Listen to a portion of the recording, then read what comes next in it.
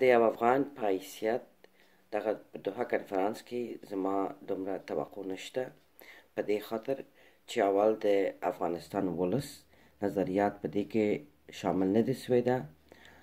نور همدا کسان دي، تکراري چیرې دي چې یو ځل د افغانستان او د افغانانو لپاره خپل امتحان ورکړی ده، او بیا د طالبان اجندا او پلان معلومه نه ده.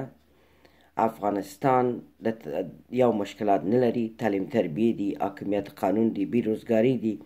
په دې کنفرانس کې دغه د ښځو د ازادي لپاره بیا څومره دخل کولی شي که په دې اجندا باید خبرې وشي، دا معلومه نه ده.